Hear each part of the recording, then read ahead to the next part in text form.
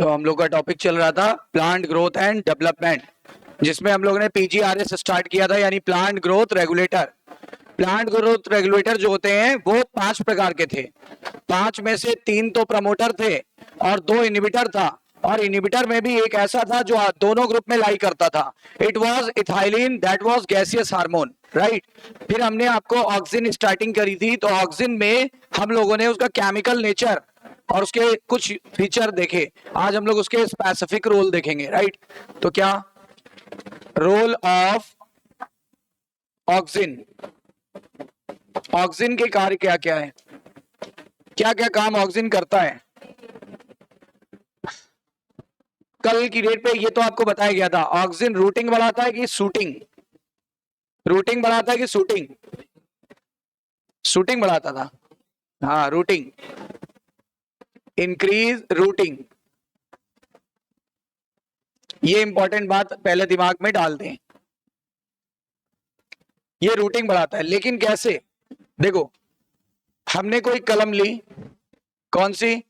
गुलाब की कलम बनाते हैं ना। मान लो ये कलम है, ये पत्तियां लगी हुई हैं,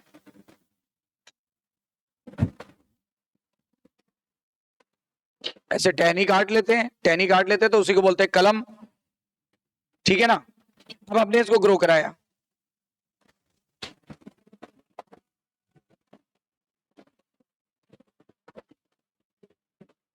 जब हम इसको ग्रो कराएंगे तो क्या होगा, कुछ समय बाद इसमें रूटिंग आ जाएगी। तो routing after stem cutting, stem को काटने के बाद उसमें रूटिंग हो गई। लेकिन इसका जो टाइम है ना वो काफी स्लो होगा। यदि हम सेम चीज को अगर इसको ऐसे कराया होता, if treated with auxin, if treated with auxin, अगर हम इसको ऑक्सिन से ट्रीट करा दें तो क्या हो जाएगा, तो ये इसमें जल्दी रूटिंग हो जाएगी। यानी क्या, routing will be fast, will be fast.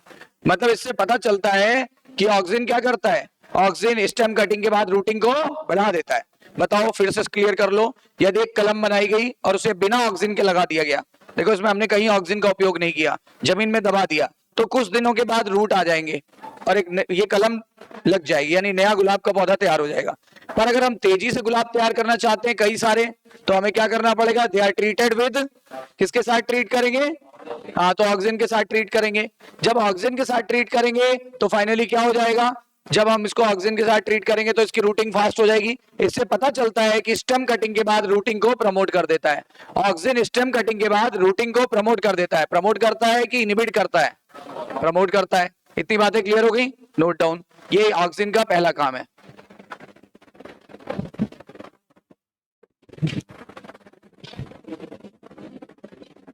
Second काम क्या है, इंक्रीज फ्लावरिंग, इंक्रीज फ्लावरिंग इन पाइन एप्पल, इन पाइन एप्पल। अनानास में फ्लावरिंग को बढ़ा देता है, अनानास में फ्लावरिंग को बढ़ा देता है। ये एक काम हो गया। Next, it prevent abscission. Abscission का मतलब क्या होता है, पत्तियों और फलों को झड़ने देना। अगर तेजी से एब्सिशन हो रहा है तो झड़ जाएंगी पत्तियां, गिर जाएंगी, और अगर एब्सिशन रुक रहा है तो पत्तियां देर में गिरेंगी, फल देर में गिरेगा। तो ये क्या बोला, इट प्रिवेंट एब्सिशन। ये एब्सिशन को क्या करती है, प्रिवेंट कर रही है, रोक रही है। मतलब इसकी वजह से पत्तियां रुकेंगी। कौन सी पत्तियां, in early stage, early stage में अगर छिड़का गया तो रुक जाएंगी। बट प्रमोट, लेकिन ये प्रमोट कर देती है, but promote abscission, promote abscission in mature and older leaves and fruits, leaves and fruits. मतलब यंग वाली तो बच जाएंगी, जो मैच्योर वाली है ना वो और जल्दी गिर जाएंगी। फायदा ही है ना भाई, मैच्योर वाली पत्तियां, बूढ़ी वाली पत्तियां लगी हुई हैं उससे, पौधे से, तो उसकी प्रोडक्टिविटी उतनी अच्छी नहीं हो पाएगी। तो ये क्या करेगी, उनको जल्दी गिरा देगी। मैच्योर वाली को, बूढ़ी पत्तियों को जल्दी गिरा देगी, और जो यंग पत्तियां हैं उनको रोक लेगी। फायदा है कि नुकसान है, फायदा है ना। तो ये हो गया एक काम। फिर उसके बाद क्या होता है, ये क्या करता है, ये एपिकल डोमिनेंस को मेंटेन करता है, एपिकल डोमिनेंस को मेंटेन करता है। अब ये एपिकल डोमिनेंस क्या होता है, एपिकल डोमिनेंस को मेंटेन करता है, एपिकल डोमिनेंस को मेंटेन करता है, ये एपिकल डोमिनेंस को मेंटेन करता है, राइट। इसका क्या मतलब हुआ, ये देखो, ये स्टेम है, ये स्टेम है, यहां पे बैठा हुआ है सैम, और ये नोड है, और नोड से पत्तियां निकली होती हैं, और यहां बैठी होती है एक्सिलरी बर्ड। कौन सी बर्ड, एक्सिलरी बर्ड।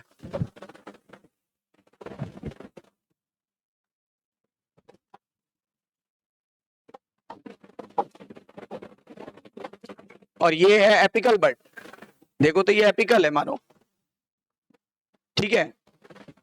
रुक जाओ सीधे, एपिकल बर्ड मान लो, यहां बैठी हुई है एपिकल बर्ड, या टर्मिनल बर्ड भी बोलते हैं, और ये एक्सिलरी बर्ड या लेटरल बर्ड भी बोलते हैं। किनारे पे इसलिए लेटरल बर्ड, या एपेक्स पे इसलिए एपिकल बर्ड, दो बर्ड है।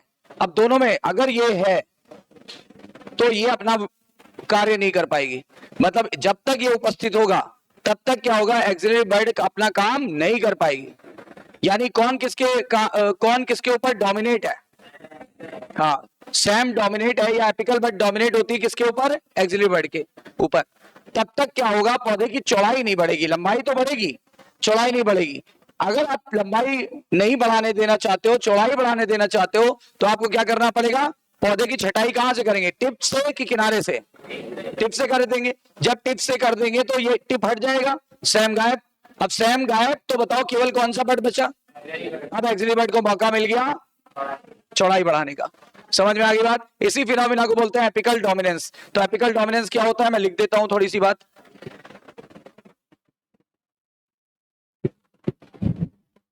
एपिकल बर्ड की प्रेजेंस में,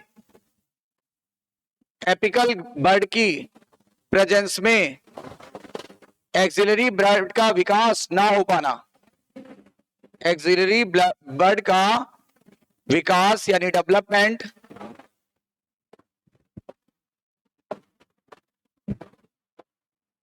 ना हो पाना ही एपिकल डोमिनेंस कहलाता है, एपिकल डोमिनेंस कहलाता है, यही कहलाता है apical dominance. Is that clear?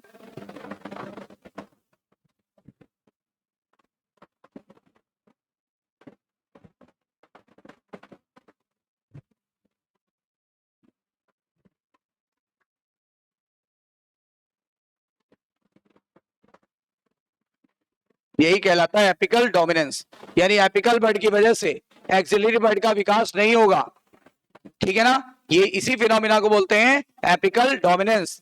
तो ये एपिकल डोमिनेंस को मेंटेन करता है कि ब्रेक करता है, मेंटेन करता है। नोट डाउन, एपिकल बर्ड को हम लोग ने पहले इस नाम से भी जाना था, टर्मिनल बर्ड, क्योंकि टर्मिनल पार्ट पे है, और इसको हम इस नाम से भी जान सकते हैं, पहले भी पढ़ा था, लेटरल बर्ड। तो बताओ दोनों बातें बताओ, एपिकल बर्ड ने एक्सिलरी बर्ड के विकास को रोका, या फिर मैं बोलूं टर्मिनल बर्ड ने लेटरल बर्ड के विकास को रोका। This phenomena is known as apical dominance, this phenomena is known as apical dominance. Is that clear? चलिए आगे बढ़ते हैं। अगर हम इसके टिप को काट दें यानी छटाई कर दें, सब पेड़ों की छटाई की जाती है ना, कहां से काटते हैं छटाई करते समय, टिप से काटते हैं, किनारों से, ज्यादातर टिप से काटते हैं। क्या चाहते हैं हम लोग चाहते हैं कि पौधे की लंबाई रुक जाए, क्योंकि एपिकल बर्ड होगा तो लंबाई बढ़ाएगा, ठीक है ना, चौड़ाई नहीं बढ़ेगी। हम चाहते हैं पौधा घना हो जाए, तो उसके लिए क्या जरूरी है, उसके लिए जरूरी है हम पौधे की छटाई कर दें, डीकैपिटेशन कर दें, बायोलॉजी की भाषा में डीकैपिटेशन। इसका मतलब होता है removal of cap, main cap, removal of main tip या main cap, main tip of the main stem, main stem की जो मेन टिप है उसको काट दो। इसी को हम एक और नाम दे सकते हैं, प्रूनिंग, प्रूनिंग एनसीईआरटी में ये वर्ड नहीं है, लेकिन ये एक वर्ड है जिसका हिंदी मतलब निकलता है छटाई। तो यदि छटाई कर दें या डिकैपिटेशन कर दे, डिकैपिटेशन का मतलब होता है जो मेन स्टेम का टिप है काट के हटा दो। तो अगर आपने इसको काट के हटा दिया, सोचो इसको अगर काट के हटा दिया है तो अब कौन सा बर्ड आपने हटा दिया, तो किसको मौका मिल गया, तो तेजी से शाखाएं निकलेगी कि धीरे धीरे, तेजी से शाखाएं निकलेगी तो पौधा लंबा हो जाएगा कि घना हो जाएगा, घना हो जाएगा। यही हम चाहते भी थे और यही करते हैं प्रैक्टिकल लाइफ पे, आपने देखा भी होगा, राइट। तो यानी क्या होगा, इसका रिजल्ट क्या होगा, इसका परिणाम ये होगा कि एपिकल बर्ड एब्सेंट हो गया। So there is rapid growth of, किसकी तेजी से ग्रोथ होगी, there is rapid growth of, जो इसे रोक रहा था अब वो है ही नहीं, रोकने वाला व्यक्ति ही नहीं है, तो आराम से ग्रोथ होगी। Rapid growth in axillary bud या lateral bud. So plant will be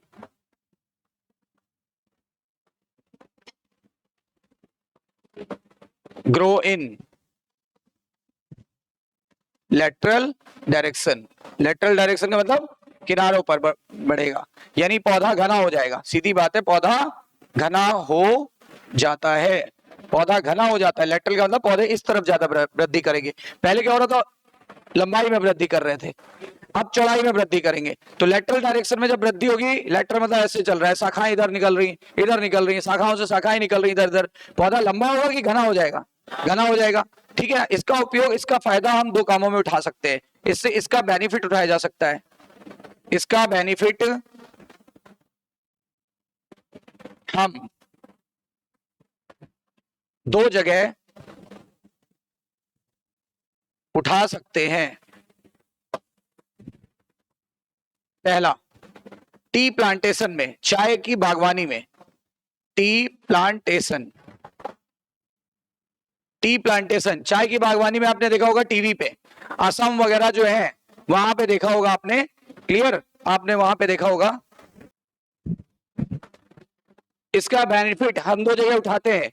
पहला, tea plantation, tea plantation, tea plantation क्या होता है, आप असम कभी गए होगे, आपने असम में देखा होगा कि टीवी पे नहीं गए होगे तो टीवी पे देखा होगा।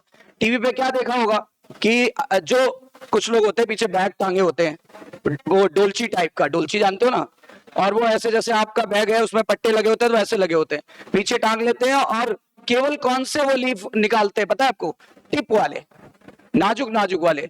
और वो उन्हें लंबे लंबे पौधों से मिलेगा कि छोटे पौधों से, अगर पौधों की छटाई कर देंगे ऊपर से तो लंबे नहीं होंगे बल्कि छोटे और घने होंगे।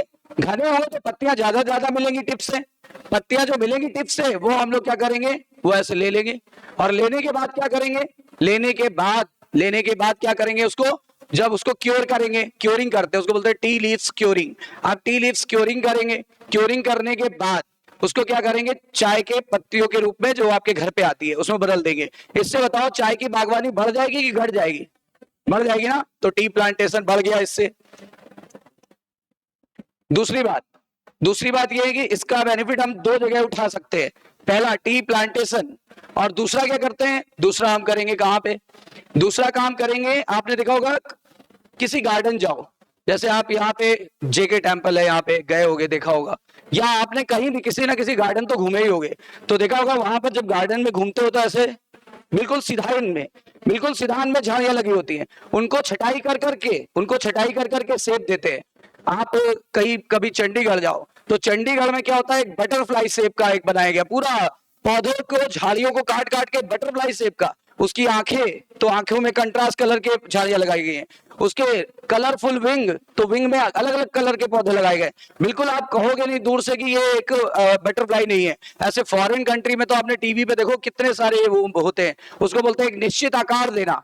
आपने देखा होगा कुछ जगहों पे जाओ तो इस जगह पे देखिए क्या होता है, इस तरह के पौधे को आकार दे देते हैं, कुछ जगहों में देखो पौधे को इस तरीके का आकार दे देते हैं, है ना, अलग अलग शेप का आकार दे देते हैं।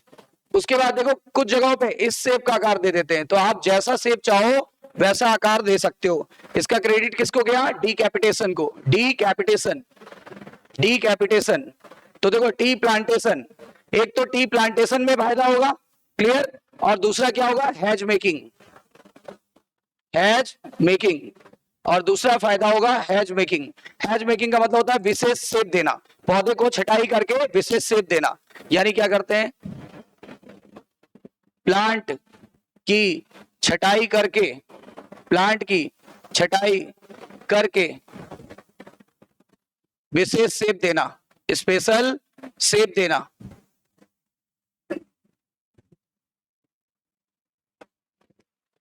प्लांट की छटाई करके स्पेशल सेप दे देना, प्लांट की छटाई करके स्पेशल सेप देने को ही हम बोलते हैं क्या, हैज मेकिंग।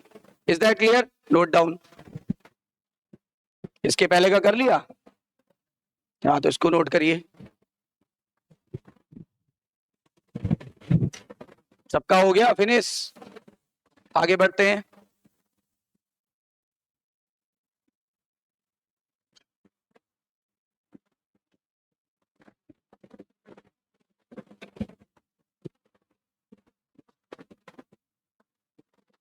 अब देखो ये पार्थिनोकार्पी में भी मदद करेगा। पार्थिनोकार्पी पता है ना, formation of fruit without fertilisation, ठीक है ना। इसमें 3 हार्मोन हमेशा मैंने बोले, फार्मूला बोला है गैस, जिबर्लिक एसिड, ऑक्सिन और साइटोकाइनिन। तो उसमें से ऑक्सिन भी एक है। हेल्प्स इन पार्थिनोकार्पी,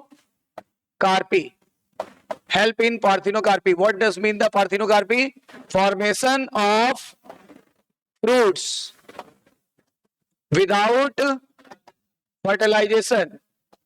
अच्छा, अगर हम बोल देते हैं formation of organism without fertilisation तो क्या हो जाता है ये,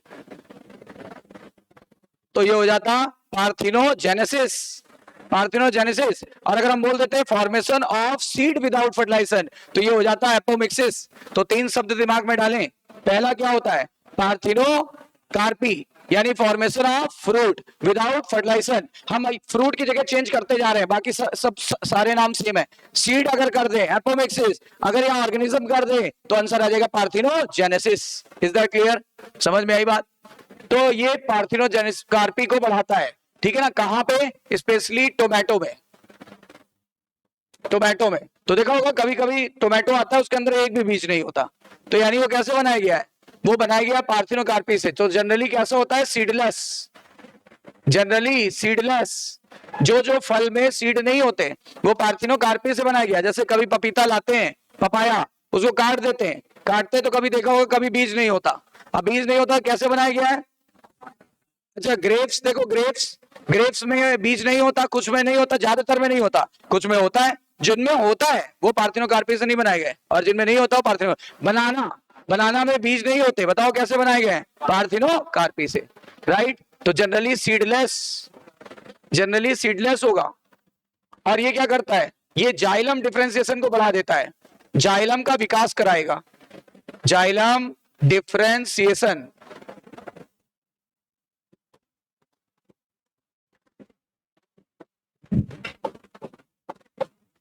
में हेल्प करता है, जाइलम डिफरेंशिएशन में हेल्प करता है, जाइलम डिफरेंशिएशन में हेल्प करता है। सारी बातें क्लियर हो गई। अब आगे देखो नेक्स्ट, इंक्रीज सेल डिवीजन। ये मैंने आपको बताया था, फिर एक बार रिकॉल कर रहा हूं। ये सेल डिवीजन को बढ़ाएगा, कोशिका विभाजन को बढ़ाता है, ठीक है ना। अच्छा ये एक 2,4-D, आपने 2,4-D सुना होगा, 2,4-डाई क्लोरोफिनॉक्सी एसिड, कल बताया था मैंने आपको। सिंथेटिक है कि नेचुरल है, हाँ IAIBA कैसा है, नेचुरल, जबकि 2,4-D और NAA कैसा है, हाँ राइट। तो 2,4-D, 2,4-D जो होता है, 2,4-D ये क्या करता है, 2,4-D जो होता है ये कॉमन वीडीसाइड है, कॉमन वीडीसाइड या हर्बिसाइड। वीडीसाइड यानी वीड्स को मारता है, खरपतवार को मारता है, वीडीसाइड या फिर हर्बिसाइड। तो ये क्या करता है, ये वीड्स को किल करेगा, डाइकॉट वीड्स को किल करता है, डाइकॉट वीड्स, डाइकॉट वीड्स को किल करता है। खरपतवार यानी कि वीड, खरपतवार यानी वीड, तो ये डाइकॉट वीड्स को किल करता है, डाइकॉट वीड्स को किल करता है। परंतु परंतु मैच्योर मोनोकॉट, मैच्योर मोनोकॉट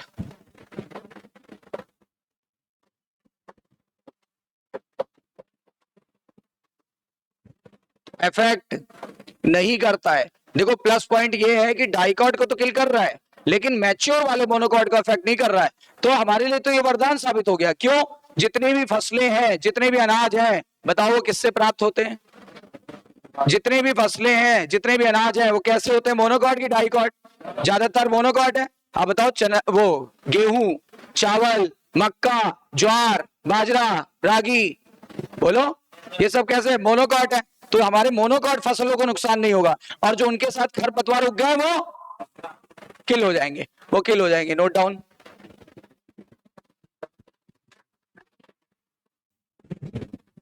इससे क्या बेनिफिट है? गार्डनर्स वीड फ्री लॉन तैयार कर सकते हैं। इधर लिख देते हैं, इससे प्रॉफिट क्या है? गार्डनर्स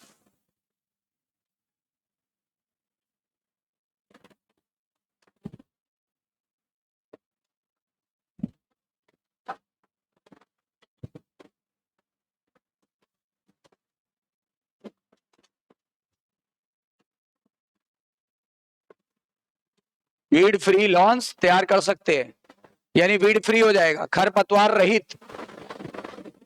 जैसे क्रिकेट का पिच होता है, उसपे केवल घास ही घास होती है, एक भी खरपतवार नहीं होता। ट्रीटमेंट इसी की हेल्प से कराते हैं, ऑक्सीजन की हेल्प से।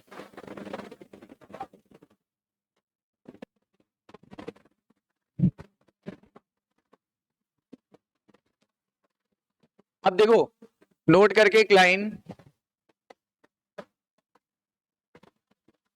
ऑक्सीजन को एग्रीकल्चर और हॉर्टिकल्चर में बहुत ज्यादा यूज किया जाता है। ये हॉर्टिकल्चर क्या होता है? एग्रीकल्चर तो समझ में आ रहा है, बागवानी, बाग बगीचे लगाने को बागवानी कहते हैं, फलों के बाग लगाने को बागवानी कहते हैं, और खेती बाड़ी को कृषि करते हैं, है ना। खेती बाड़ी में भी काम आ रहा है और हॉर्टिकल्चर में भी काम आ रहा है, यूज किया जाता है। लेकिन अगर मैं पूछूं कि एग्रीकल्चर में मोस्ट वाइडली यूज्ड कौन सा है? एग्रीकल्चर के लिए वाइडली यूज्ड जो है, वाइडली यूज्ड प्लांट हार्मोन की बात चले तो वो है गैसियस वाला। गैसियस वाला कौन सा है? इथाइलिन। गैसियस वाला कौन सा है? इथाइलिन। वाइडली यूज्ड हार्मोन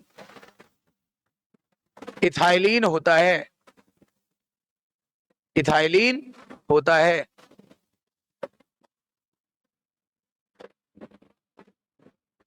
तो एग्रीकल्चर के लिए वाइडली यूज्ड हार्मोन इथाइलिन होता है। तो ऑक्सीजन को एग्रीकल्चर और हॉर्टिकल्चर में यूज किया जाता है। एग्रीकल्चर के लिए वाइडली यूज्ड हार्मोन इथाइलिन होता है, राइट। इतनी बात क्लियर हो गई। अब हम पढ़ेंगे नेक्स्ट वाला hormone, that is gibberellic acid. Gibberellic acid, ये वाला याद हुआ आपको? स्टेम कटिंग के बाद वो रूटिंग करेगा कि नहीं करेगा? चलो एक बार बिना देखे कोशिश करो। स्टेम कटिंग के बाद रूटिंग करेगा कि नहीं करेगा? सेल डिवीजन को बढ़ाएगा कि नहीं बढ़ाएगा? फ्लावरिंग को बढ़ाएगा कि नहीं बढ़ाएगा? किसमें? पाइनएप्पल। किसमें बढ़ाएगा? पाइनएप्पल में। अच्छा, पार्थिनोकार्पी में मदद करेगा कि नहीं करेगा? कौन से फल में करेगा?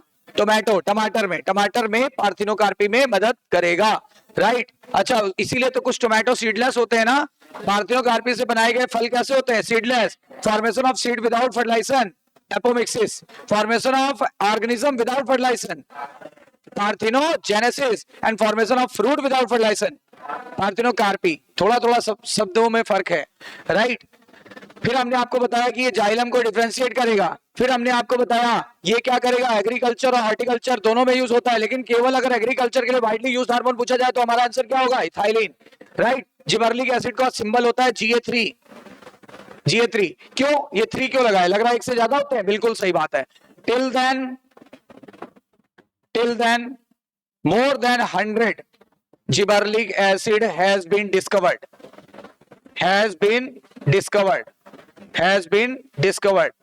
but Ga3 is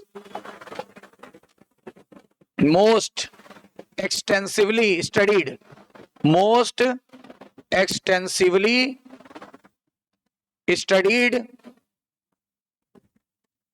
जिबर्लिक acid. सबसे ज्यादा अध्ययन किस पे किया गया? GA3 पर सबसे ज्यादा इस अध्ययन किया गया, बहुत काम का है, इसीलिए हम लोग GA3 को सबसे ज्यादा प्रायोरिटी देते हैं। फिर आगे देखो, ये स्वभाव में एसिडिक है, नाम में झलक रहा है, ठीक है ना। ये होता है acidic in nature, acidic in nature, ये नेचर में एसिडिक होता है, ये नेचर में एसिडिक होता है। क्लियर? अब आगे चलते हैं नेक्स्ट। जिबर्लिक एसिड को बहुत सारे प्लांट से और बहुत सारी फंजाई से निकाला गया, ठीक है ना। It was extracted, it was extracted, it was extracted by plants and fungi, plants and fungi, plant और फंजाई से निकाला गया, यानी पौधों से निकाला जाता है क्योंकि प्लांट हार्मोन है, और फंजाई से भी निकाला गया था। याद करो, जिब्रेला फ्यूजिकोरी, बकैनी डिजीज, नोट पलट के देखो, कुरोसावा जापान, बकैनी, याद आया? Note down.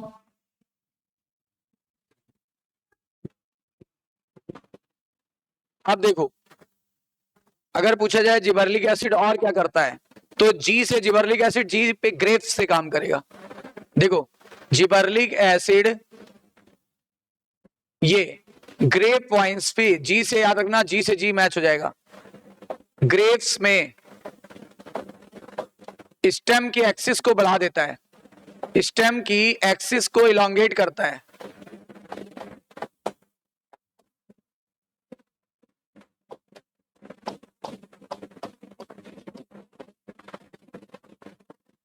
जिससे ग्रेप्स की ईल्ड बढ़ जाती है। ईल्ड यानी पैदावार बढ़ जाती है, जिससे ग्रेप्स की ईल्ड बढ़ जाती है। देखो जरा, ये अंगूर यहां लगे हुए, मान लो हम लोग ऐसे बनाते थे ना,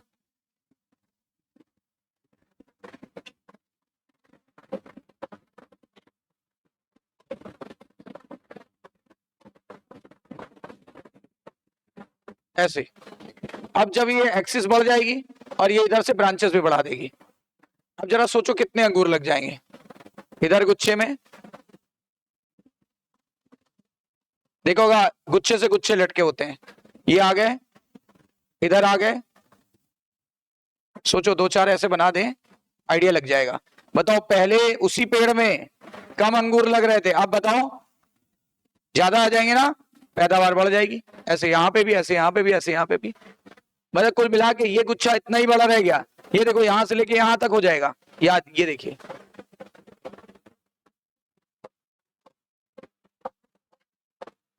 देखो किसमें अंगूर के दाने ज्यादा हैं, ऐसे इधर भी देखो, खुद ही देख लो, अब पौधा एक ही है, लेकिन क्या है, दाने किसमें ज्यादा है।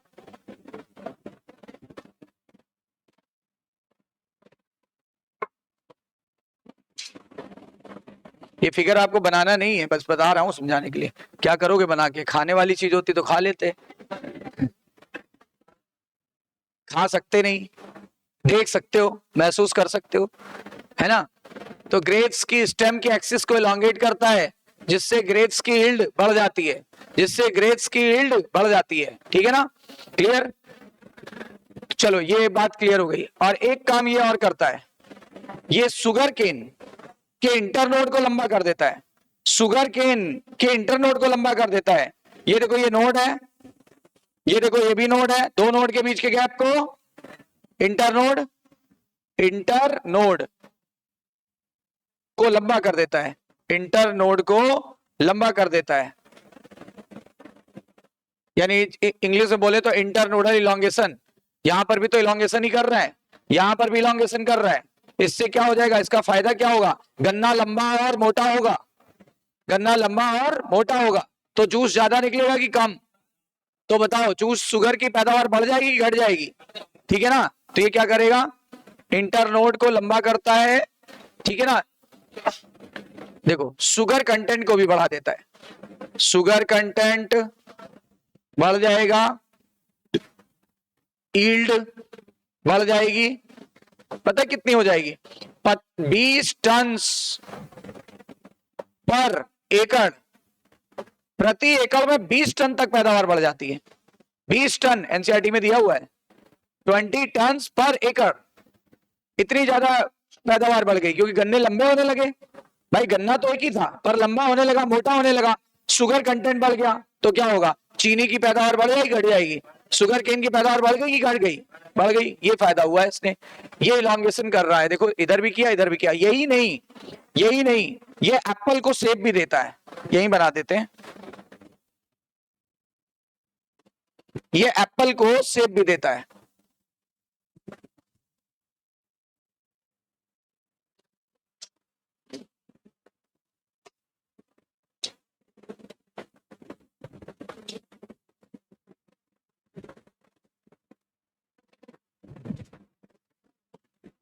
एप्पल को ऐसे लंबा करता है, एप्पल को इलॉन्गेट करता है, एप्पल को इलॉन्गेट करके शेप प्रोवाइड करता है।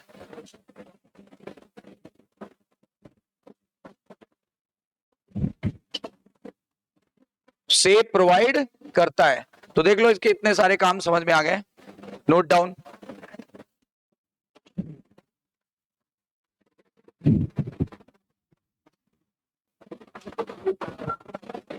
हो गई बात क्लियर? तो ग्रेड्स में, ग्रेड सिस्टम में इतनी बात क्लियर हो गई। ग्रेप्स में इसने पैदावार बढ़ाई, शुगर केन की पैदावार 20 टन प्रति एकड़ तक बढ़ा दी, और एप्पल को इलॉन्गेट किया और विशेष आकृति दिया, विशेष शेप दिया। देखना वही शेप, वही एप्पल महंगा होगा जो लंबा होगा। देखना हमेशा छोटा वाला गोल वाला सस्ता होगा, है ना, क्योंकि यही ओरिजिनल शेप है। आप कभी कश्मीर का शेप लो, उसका वैरायटी का नाम बता देता हूँ, दिलेसर वैरायटी का नाम दिया गया है ना, सबका नाम दिया जाता है। तो वो जो दिलेसर सेब होता है सबसे महंगा वही आता है, और वो ज्यादातर एक्सपोर्ट हो जाता है। यहाँ भारत में रहता भी तो सबसे लंबा, ये हैवी ह्यूज साइज, आधा आधा किलो का एक मतलब 750 ग्राम्स का एक बड़ा बड़ा होता है काफी, ये हैवी ह्यूज साइज का। काफी देखो काफी मीठा होता है, और वो खाने पर खसखस टाइप का होता है। खसखस समझते हो ना, खसखसा टाइप का। और ये जो ये वाला होता है नॉर्मल वाला, वो बहुत टाइट होता है, दांत से काटोगे फंसेगा दांत में, है ना, वो घुल जाता है बिल्कुल। अब आगे देखिए, इतनी बातें क्लियर हो गई, यहां तक चीजें क्लियर हो गई।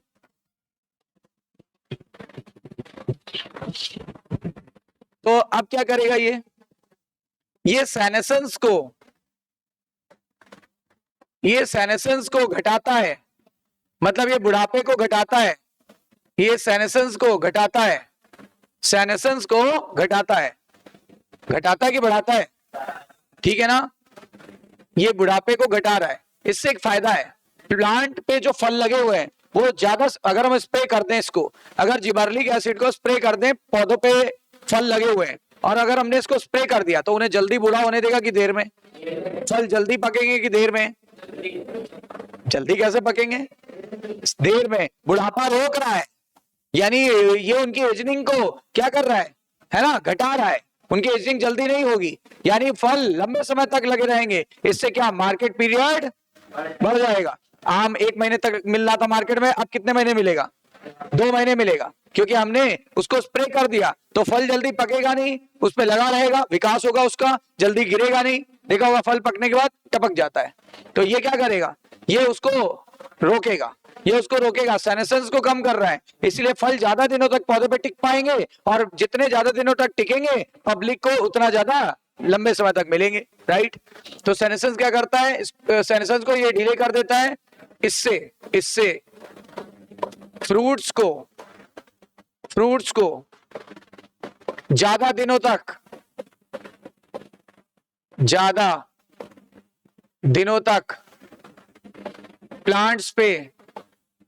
प्लांट्स पर लगे हुए छोड़ा जा सकता है, प्लांट्स पर अटैच्ड कंडीशन में छोड़ा जा सकता है, प्लांट्स पर अटैच।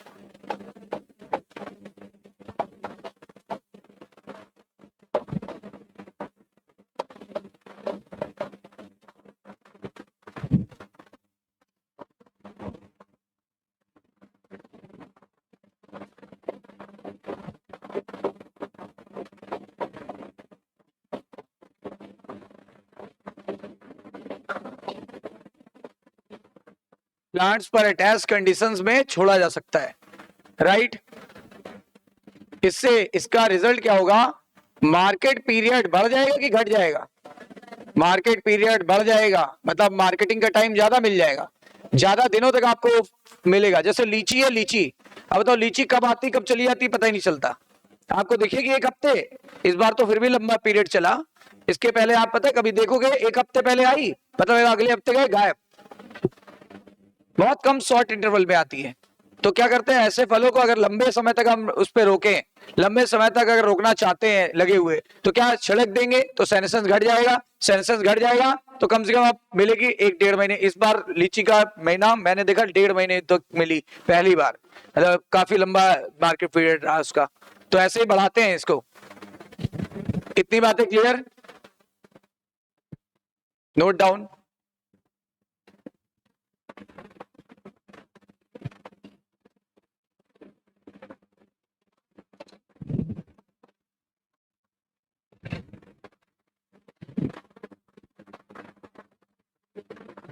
देखो ये क्या करता है, ये malting, gibberellic acid malting process को बढ़ा देता है, जिबर्लिक एसिड इंक्रीज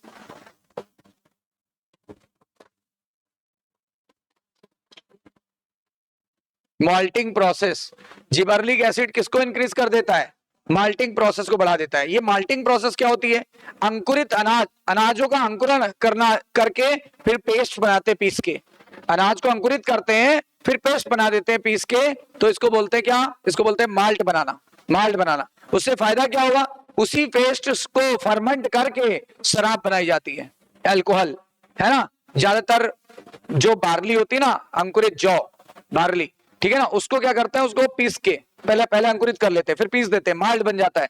माल्ट बनने के बाद फिर उसी को फर्मेंट करा करा के क्या बनाई जाती है, बियर।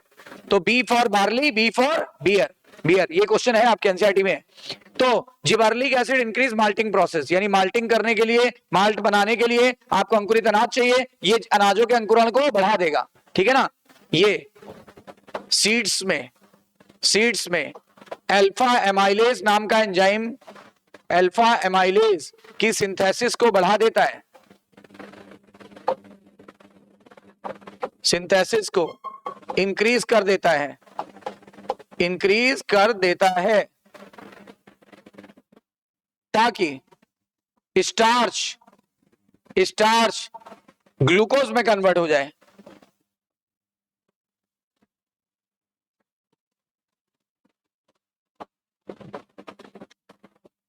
और सीड जर्मिनेशन बढ़ जाए, और सीड जर्मिनेशन बढ़ जाए, सीड जर्मिनेशन इंक्रीज हो जाए,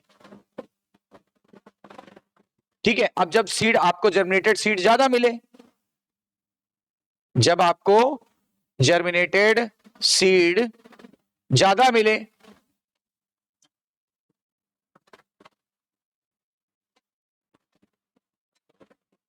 मिलेंगे तो उसको क्या करेंगे, उससे माल्ट ज्यादा बना लेंगे, उससे माल्ट ज्यादा बनेगा, माल्ट ज्यादा तो अल्कोहल भी ज्यादा बनेगा, अल्कोहल भी ज्यादा बनेगा।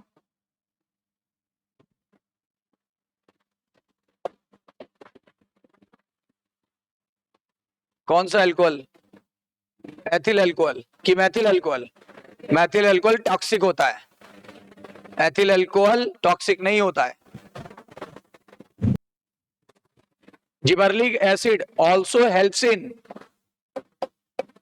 Bolting process. अब ये बोल्टिंग क्या हो रही है, बड़े अजीबोगरीब शब्द आ रहे हैं, बोल्टिंग प्रोसेस, इसका मतलब होता है क्या, इंटर नोड को बढ़ा देना। सर ये तो पहले भी बढ़ा रहा था, लेकिन अब आगे का बात सुनो, इंटर नोडल इलॉन्गेशन वो पहले भी कर रहा था, लेकिन अगर इंटर नोडल इलॉन्गेशन फ्लावरिंग के पहले करने लगे, बिफोर फ्लावरिंग, तो क्या बोलेंगे इसे, तब बोलते हैं बोल्टिंग। क्या होगा, क्या बोलेंगे, बोल के बताओ, internodal elongation just prior, just मतलब तुरंत, प्रायर मतलब पहले, किसके पहले, just prior to flowering, just prior to flowering, तब इसे बोलते हैं बोल्टिंग। बोल्टिंग का मतलब होता है इंटरनोड को लंबा कर देना फ्लावरिंग के जस्ट पहले। और किस किस पौधों में किया जाता है ये बोल्टिंग? किन पौधों में किया जाता है? एग्जाम्पल बता दें उन पौधों का जहां बोल्टिंग किया जाता है। बीट में, बीट यानी चुकंदर, और कैबेज में, कैबेज यानी पत्ता गोभी, और एक लास्ट रोजेट प्लांट्स में, रोजेट प्लांट्स में। ये रोजेट प्लांट क्या होता है? रोज का मतलब क्या होता है? गुलाब। और गुलाब घना होता है काफी कि गुलाब की पत्तियां कभी देखो, फूल देखो, काफी घनी होती है, एक के ऊपर एक, एक के ऊपर एक, एक के ऊपर एक, एक के ऊपर एक, राइट। तो इस तरह के रोजेट प्लांट्स में भी ये यूज किया जाता है ताकि रोजेट प्लांट थोड़े ढीले हो जाए, वरना एकदम गठे रहेंगे। गठे रहेंगे तो विकास नहीं होगा उनका, पत्तियों पे पत्तियां चढ़ी रहेंगी तो विकास नहीं होगा, ठीक है ना। थोड़ा उनमें लूजपन चाहिए। तो रोजेट प्लांट यानी काफी घने पौधे, काफी घने पौधे। तो घने पौधों में जब ये इंटरनोड इलोंगेट कर देगा तो थोड़े कम घने हो जाएंगे, तो फ्लावर को मौका मिल जाएगा पनपने का। तभी तो फ्लावरिंग के पहले करना है ये काम, फ्लावरिंग के पहले कि फ्लावरिंग के बाद? हाँ, तभी तो फ्लावर को मौका मिलेगा पनपने का। अगर ज्यादा घने होंगे फ्लावर पनप नहीं पाएंगे, राइट। तो ये काम भी समझ में आ गया। और एक आखिरी काम देखो, क्या कुछ कोनीफर्स होते हैं। कोनीफर्स क्या होते हैं? कोनीफर्स होते हैं ऐसे जिम्नोस्पर्म, ऐसे जिम्नोस्पर्म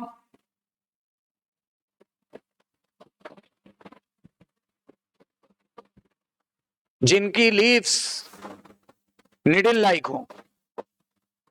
क्रिसमस की पत्ती देखी, क्रिसमस ट्री, आउरिकेरिया, क्रिसमस की पत्तियां कैसे होती हैं?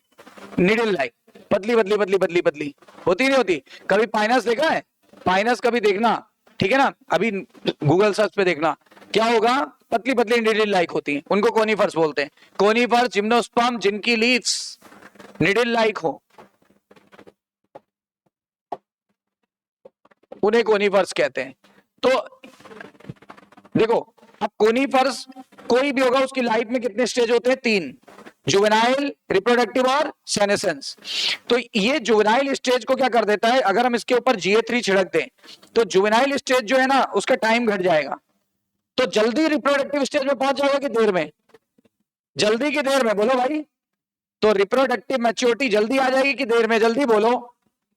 रिप्रोडक्टिवली जल्दी मैच्योर हो जाता है, रिप्रोडक्टिवली जल्दी मैच्योर होकर होकर क्या करेगा? फ्लावरिंग स्टार्ट कर देगा ना, तो फ्लावरिंग स्टार्ट कर देगा, फ्लावरिंग इंक्रीज कर देगा। अगर फ्लावरिंग इंक्रीज कर दिया तो सीड जल्दी बनेंगे कि देर में बनेंगे?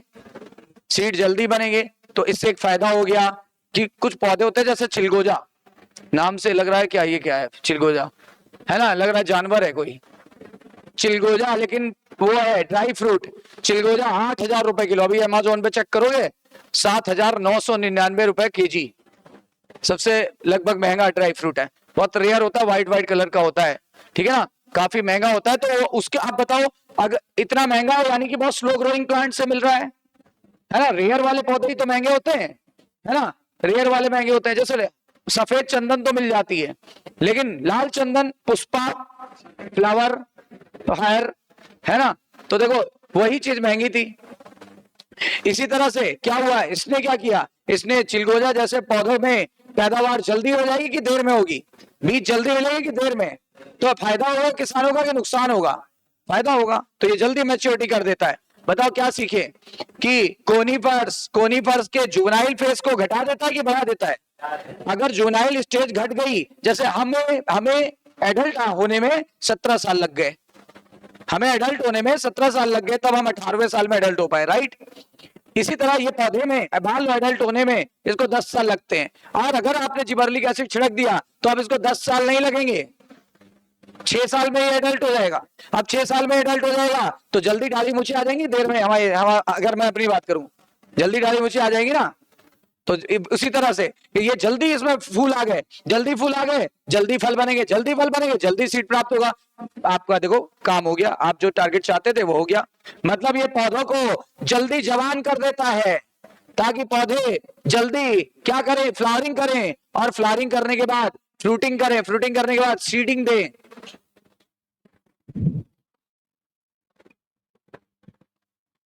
Note down.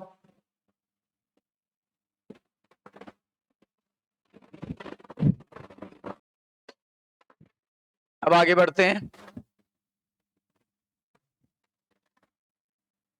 एक है साइटोकाइनिन,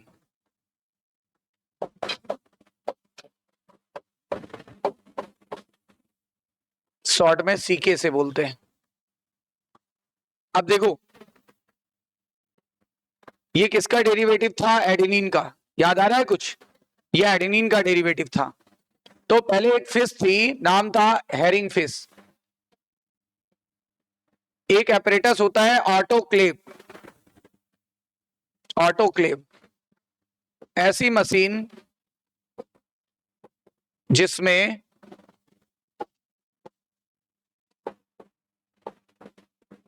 किसी भी पार्ट को स्टेराइल मीडियम में रखा जा सकता है, किसी भी पार्ट को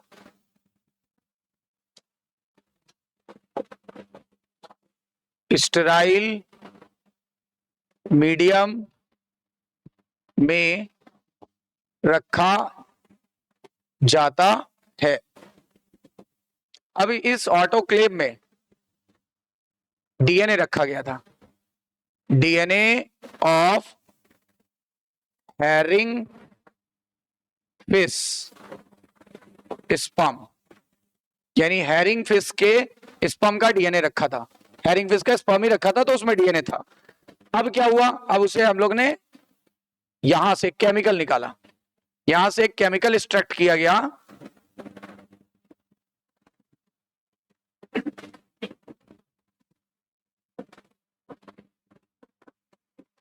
जिसे काइनेटिन नाम दिया गया। क्या नाम दिया गया, काइनेटिन नाम दिया गया।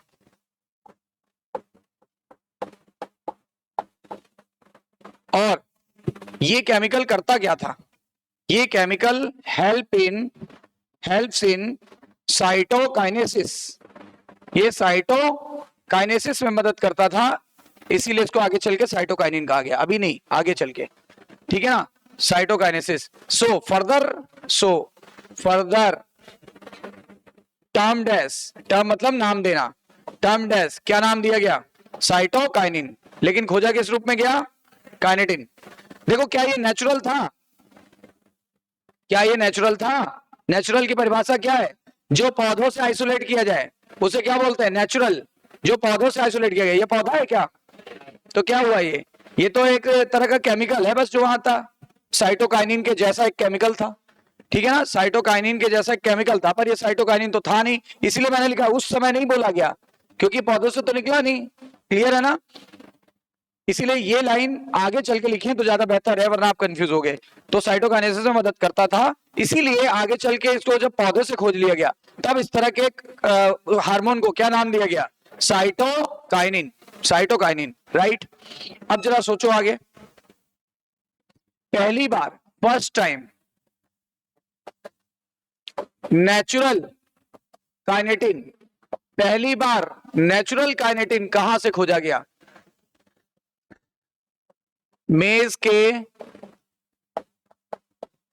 कौन का कर्नल से, कौन का कर्नल, मक्का होता ना, मक्का, मक्के के दाने को लो, दूधिया भाग होता है व्हाइट वाला, वही कहलाता है, ठीक है ना। तो मेज के कौन कर्नल से व कोकोनट मिल्क से, कोकोनट मिल्क से खोजा गया। इस नेचुरल काइनेटिन को, ये नेचुरल था कि आर्टिफिशियल बताओ, इस नेचुरल काइनेटिन को जिएटिन नाम दिया गया, जिएटिन टर्म्ड किया गया, यानी नाम देना, जिएटिन टर्म दिया गया, कंफर्म, जिएटिन टर्म दिया गया, कंफर्म है। तो फर्स्ट टाइम नेचुरल काइनेटिन मेज के कर्नल से निकाला गया, या फिर कोकोनट मिल्क से, दोनों जगह से निकाला गया और नाम एक ही दिया गया, G18। G18 नाम क्यों दिया गया पता है? मेज का साइंटिफिक नेम होता है जियामेज, ZEAMAYS मेज, तो नाम पड़ा G18, नाम पड़ा G18। देखो काइनेटिन का आधा नाम लिया गया, जियामेज का ZEA लिया गया, तो नाम जोड़ो ये G18। बोलो सही है? ये बात क्लियर हो गई, आगे बढ़ते हैं। इसके बाद मतलब इस घटना के बाद, इसके बाद सेवरल नेचुरल व सिंथेटिक काइनेटिन डिस्कवर्ड किए गए,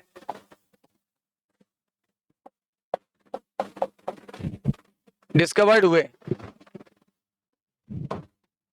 जिन्हें क्या कहा गया? साइटोकाइनिन कहने लगे। अब समझ में आ गई बात? अब कहो कोई दिक्कत नहीं है, बाद में कहा गया ना साइटोकाइनिन कहने लगे। अच्छा इसके रोल क्या है? ये कहां बनता है? सवाल ये उठता है कहां सिंथेसाइज होता है? साइटोकाइनिन जो कि साइटोकाइनेसिस में मदद करता है, वो कहां बनता है? सिंथेसाइज मतलब बनना, synthesise at all growing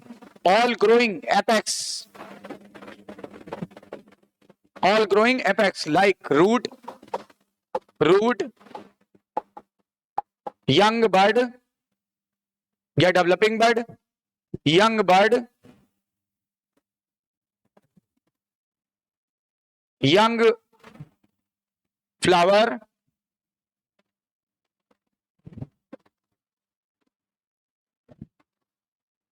fruits etcetera, इन सभी जगहों से निकलता है, ग्रोइंग एपेक्स से, रूट से, यंग बर्ड से, यंग फ्लावर से और फ्रूट से, इन सभी जगहों से ये निकलता है। क्लियर हो गई बात?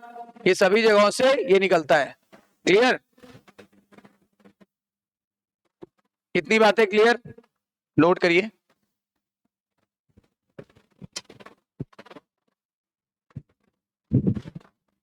ये होगा कहने लगे,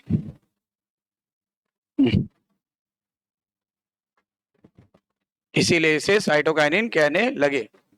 ठीक है, अब देखो ये क्या होगा, साइटोकाइनिन करता क्या क्या है? साइटोकाइनिन हेल्प्स इन,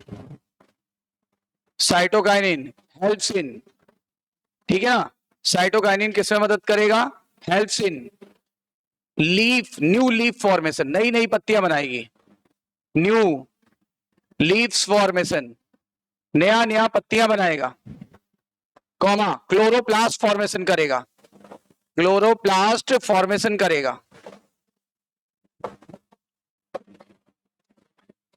ये क्या करेगा? एपिकल शूट ग्रोथ करेगा, लेटरल शूट ग्रोथ करेगा, सॉरी, और एडवेंटिशियस शूट ग्रोथ करेगा।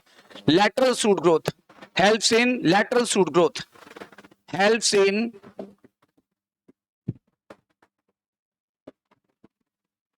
Lateral shoot growth. लेटरल मतलब पौधे को घना करेगा ना, यानी घना करेगा।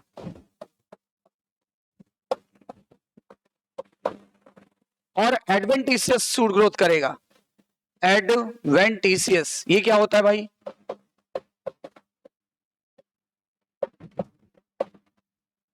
एडवेंटिशियस शूट ग्रोथ करता है, इसका क्या मतलब हुआ? ये देखो, लैटरल शूट ग्रोथ का मतलब हुआ इधर से ब्रांचेस निकली, इधर से ब्रांचेस निकली, इधर से ब्रांचेस निकली। एडवेंटिशियस का मतलब ब्रांचेस से ब्रांचेस निकलने लगी, ब्रांचेस से ब्रांचेस निकलने लगी, समझ गए? तो मतलब कुल मिला के बहुत घना हो जाएगा पौधा। इसका मतलब ये हो गया, ये प्लांट्स को काफी घना कर देता है, ये प्लांट्स को काफी घना कर देता है। अच्छा, इसका मतलब मेरे को लगता है ये एपिकल डोमिनेंस को सपोर्ट नहीं कर रहा है।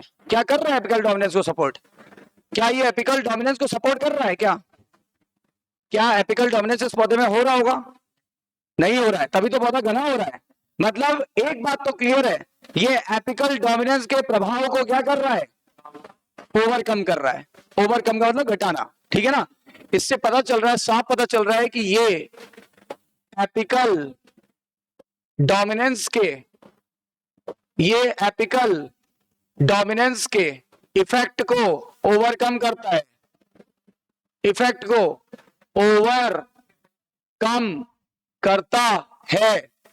और एक बहुत इंपॉर्टेंट बात है, अच्छा ये काम के मामले में ये अपोजिट टू किसके मामले, किससे अपोजिट है इस मामले में, ऑक्सीजन के अपोजिट है। और ये न्यूट्रिएंट मोबिलाइजेशन को बढ़ा देता है, न्यूट्रिएंट मोबिलाइजेशन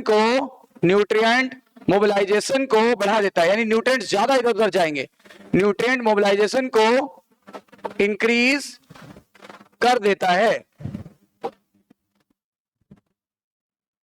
इंक्रीज कर देता है।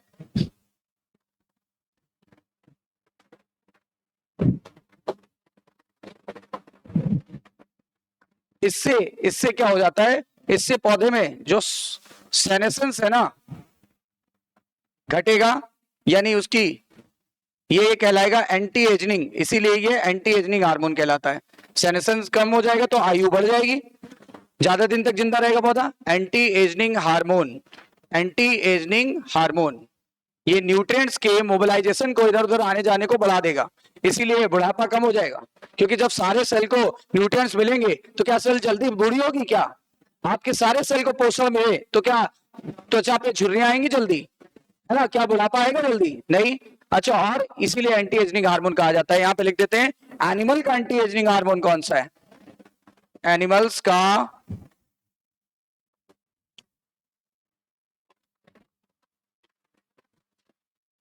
एंटी एजिंग हार्मोन, एनिमल का एंटी एजिंग हार्मोन ये होता है, याद करो, जो स्लीप बैक साइकिल मेंटेन करता है, melatonin, melatonin. Is that clear, note down.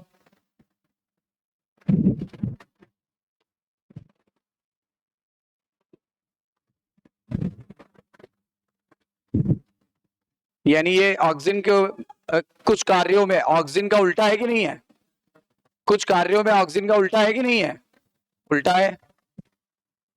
ये एंटी एजिंग हार्मोन है कि नहीं है, एंटी एजिंग हार्मोन है। हम लोग का एंटी एजिंग कौन सा है, मेलाटोनिन। तो ये आज हम लोग ने कितने 3 प्लांट हार्मोन कर लिए।